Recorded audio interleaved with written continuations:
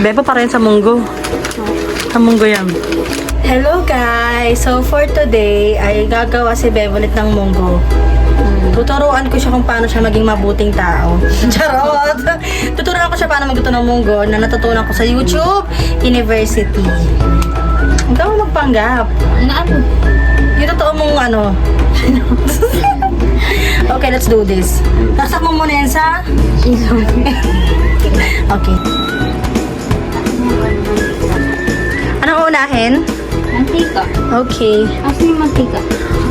Wala. Sa harap ko na yung mantika. Oo. Asa na lang.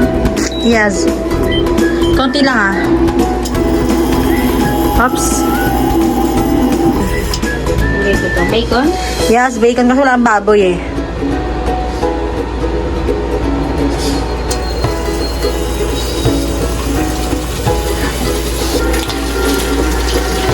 Pag ganyan na naka-crispy, anong next na gagawin? Ilagay sa lagyan. Set aside. Ano ka pag-English? Lagi ko dito. Yes. Ay, puti. Ay, tuwatansik. One mo lang yan. Sakit. Ayoko na. Arte-arte. Lahati lang. Ay.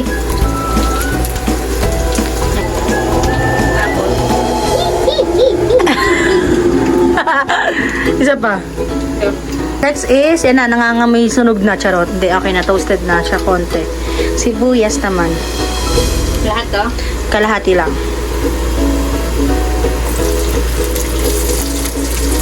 Okay, after mo igisa yan, Bebulet, lagay mo na yung kamatis. Kailangan malutong yung kamatis.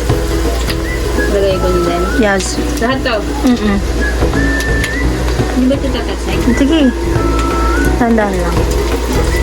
Ano tsura?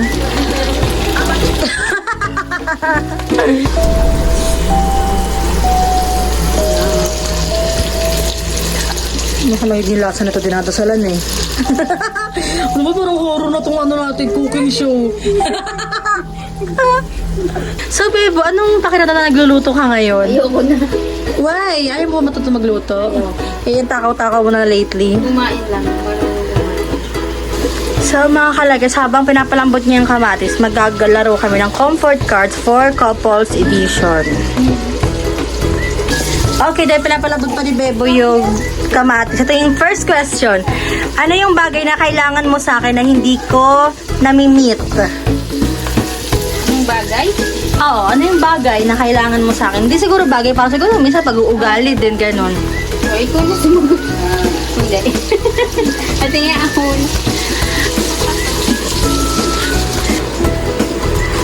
Ano ba? Ano ba yung sagot? Yung tanong eh. Ano ba ito? Iba na lang nga. Nakaisog si Bebo Hindi eh. yung isang pangalawa. Ito na lang. O, isa pa. Second question. Sana maintindihan niya na to. May bagay ba akong nasabi o nagawa na hanggang ngayon masakit pa rin para sa'yo? May bagay? Ba't siya ayun? Hindi ako. Okay, di na matutuloy yung ano, tanungan. Huwag na magtanong kasi. Lagyan mo na yung baboy. Kailangan naman kasi ito habang niluluto eh. Masaya? Ikaw hindi masaya eh.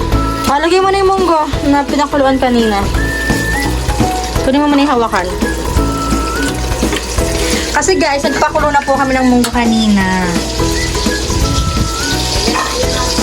Ibaba mo muna. One mo muna.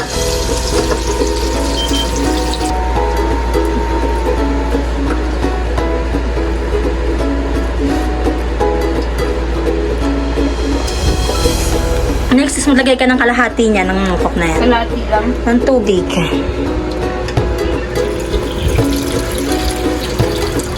Yan. Yes, yes. Wait ako mo konti. Eh, kasi maglalagay tayo ng coconut. Where's the coconut? Yeah, maglalagay kami ng Coco Mama Fresh Gata. Ang tagal mo ibuhos. Ano yan, champurado?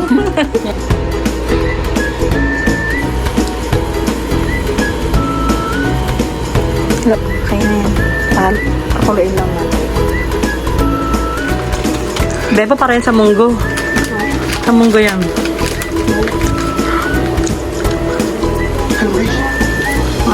Yes. Ayan, rin mo. Ang bango? Okay lang malalaki. Yes, okay lang yan. Ano ba yan? Sabi ko ilagay. Sa bibig nilagay.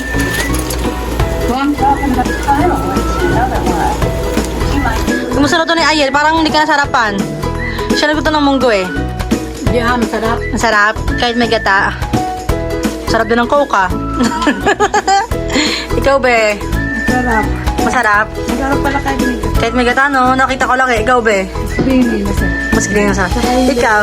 Ikaw yung bacon masarap. Ikaw Bebo? Nagpunta dito sa Baguio. Masarap. Kasi po, Siyempre luto mo. So, mag-full bite ako ng munggo. Munggo na may gata. For Bebo. Na nagluto nito. This is the full bite.